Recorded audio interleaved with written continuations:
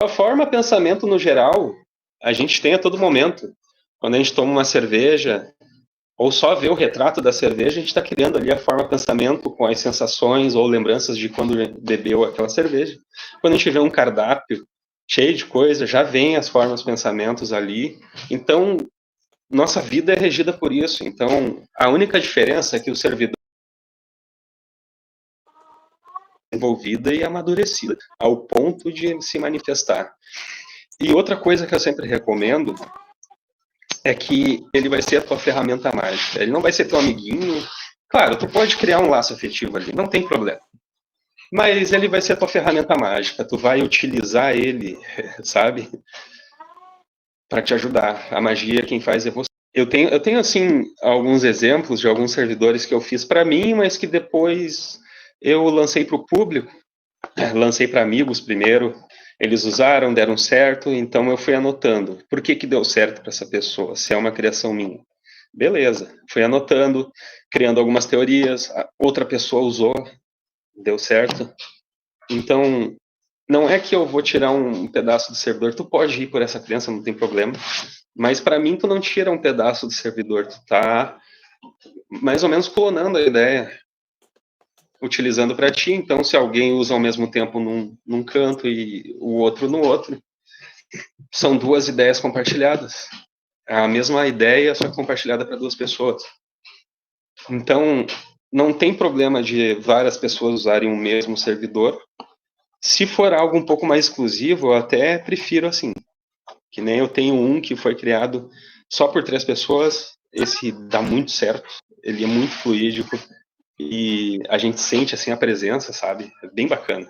Então, quando mais exclusivo for o servidor, mais ele funciona. Mas não tem problema. Eu tenho um lá que eu lancei lá no grupinho lá do Cal sobre essa experiência aí com La Sombra. Eu não acredito que La Sombra, como um servidor mágico, um servidor que foi criado por alguém, uma forma de pensamento, tenha te forçado o desdobramento, mas talvez os teus guardiões, os teus guias, as entidades tenham te possibilitado essa experiência para você enxergar alguma coisa, tá? Servidor nenhum tem poder para isso, tá, pessoal? Servidores são para causas corriqueiras. Se você vai, por exemplo, trabalhar com quebra de maldição, eu tenho um servidor para banimento, mas ele é consagrado a Hecate. Então ele tem a forma de um cão. Tem muitas histórias de Hecate que ela é cercada por cães negros, né? E tem uma mulher lá que foi abençoada por Hecate porque ela estava sendo apedrejada e se transformou numa cadela negra. Achei bem interessante esse mito. Então, ele tem essas feições de um cão sobrenatural, mas ele não age sozinho.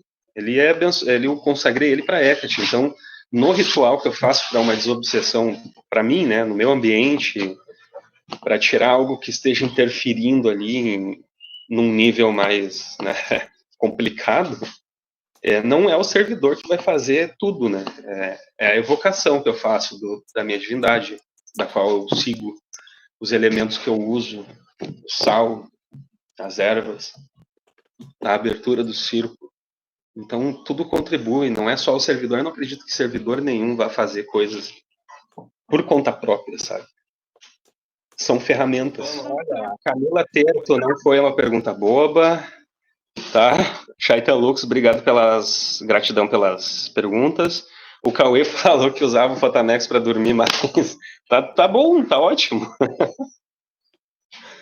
Ó, o Ronald Rivers, você usa algum link pessoal ou algum tipo de conexão de outro tipo com os servidores pessoais? Um link? Bom, quando eu crio o servidor, ele já é linkado a mim, já espiritualmente falando, né?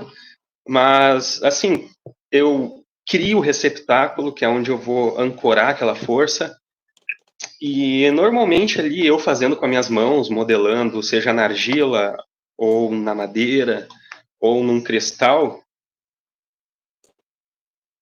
usando aquele objeto físico, quanto mais correspondência, melhor, só lembrando, né? Então, eu tenho uma ametista bem grande, assim, do tamanho da minha mão, ali eu tenho ancorado uma energia de um servidor para transmutação, e é exatamente essa a essência da ametista, né? Transmutação.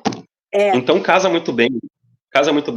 Então, quando tu, por acaso, se alguém for criar um servidor, faz ele entrar em comunhão com energias já existentes. Por exemplo, evoca ele na fumaça de um incenso, por exemplo, servidor para prosperidade. Compra lá um incenso para prosperidade e evoca ele na fumaça. Vai estar compartilhando energias, entende? Entrando em comunhão ali e aprimorando a história. Aprimorando a criação.